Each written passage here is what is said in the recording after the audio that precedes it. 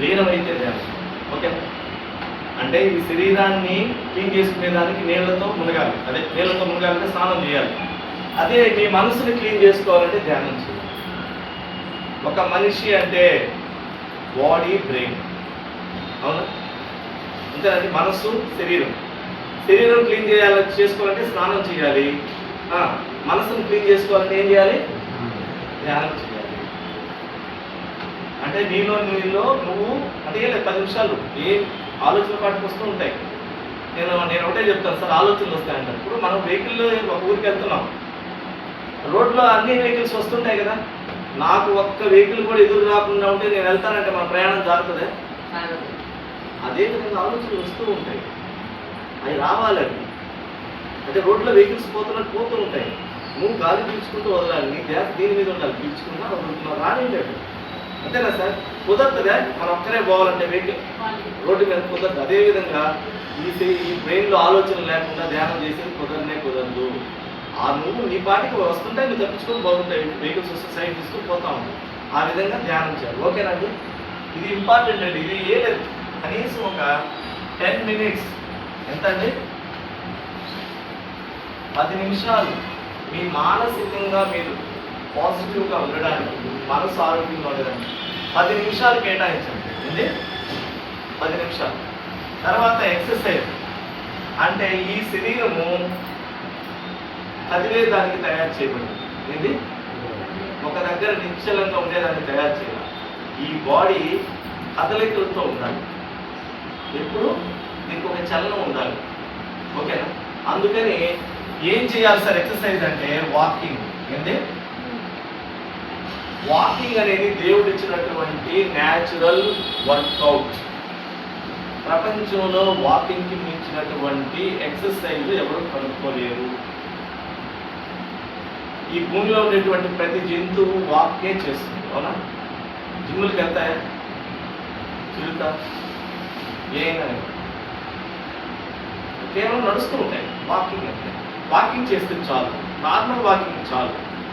కొంచెం మీరు పరిగెత్తాలని రూల్ ఏం లేదు, వాక్ చేయాలి కంపల్సరీ ప్రతి ఒక్కరు. కనీసం 30 నిమిషాలు వాకింగ్ చేయాలి. ఏం చేయాలి? వాకింగ్. లేదు సార్ నేను ఎక్సర్సైజ్ అంటే యోగా చేస్తాను, చేయండి. ఓకేనా? నేను వర్కౌట్ చేస్తాను, చేయండి, ఇబ్బంది లేదు. అయితే వాకింగ్ అనేది మ్యాండేటరీగా చేయాలి. ఈ శరీరం పంచభూతాలతో ఏర్పడింది కాబట్టి ఈ శరీరానికి పంచభూతాలు తగిలేటట్టు చేయడం లేదు మనం. అందుకనే జబ్బులు వస్తున్నాయి. ఈ ప్రపంచంలో కాళ్ళకి చెప్పులు వేసుకునే జంతువులు ఏమైనా ఉన్నాయా? ఒక మనిషి తప్ప. పంచభూతాలతో ఏర్పడింది కదమ్మా శరీరం. అవేంటి పంచభూతాలు? ఆకాశం, గాలి, నీరు, అగ్ని అంటే నిప్పు. ఓకే, ఏదైనా ఒకటి. అగ్ని. 5 భూమి. భూమి. చూడండి, మనం ఆకాశం కింద నడుస్తున్నాం. ఓకే, ఈ శరీరానికి ఆకాశం తగులుతాం, కాస్మిక్ ఎనర్జీ తగులుతాం. గాలి పీల్చుకుంటున్నాం. ఓకేనా సార్? తర్వాత వచ్చి నీళ్లు తాగుతున్నామా సార్ మనం? తర్వాత అగ్ని అంటే సూర్యుడి నుంచి సన్లైట్ తీసుకుంటున్నాం. ఓకేనా? జరుగుతూ ఉందా?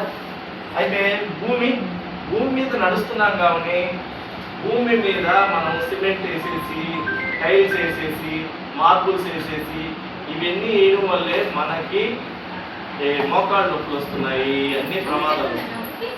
భూమి మీద తగలడం అంటే నేల మీద కాళ్ళకి చెప్పులు లేకుండా నడవాలి. ఎలక్ట్రోమాగ్నెటిక్ వేవ్స్ బాడీలోకి వెళ్ళాలి. ఎలక్ట్రోలైట్స్ ఉంటాయి, ఇవి వెళ్ళాలి. ఇవి వెళ్తేనే మన బాడీ న్యూట్రల్ అవ్వాలి. చెప్పులు ఎవరైతే వేసుకుంటారో వాళ్ళకే జబ్బులు వస్తున్నాయి. ఇప్పుడు మీరు కావాలంటే ఆడ మగ తేడాగా ఉంటారు, నిద్ర అంటారు. అవునమ్మా? వాళ్ళు మీరు గమనిస్తే చెప్పులు వేసుకోరు, ఇప్పుడు వేసుకున్నారో తెలియదు, క్లాప్స్ కొడుతుంటారు. ఎప్పుడైనా కానీ హాస్పిటల్స్లో మీరు నిద్రాలని ఆరోగ్యం బాగలేదని చూసారా? దానికి కారణం వాళ్ళు చెప్పులు వేసుకోకుండా ఎప్పుడు నడుస్తూ ఉంటారు, గుర్తుపెట్టుకుని అంగళ్ళకి పోతూ ఉంటారు. వాళ్ళ యొక్క పుట్టేది పోయిన తర్వాత క్లాస్ కొడతారు వాళ్ళు. ఓకేనా?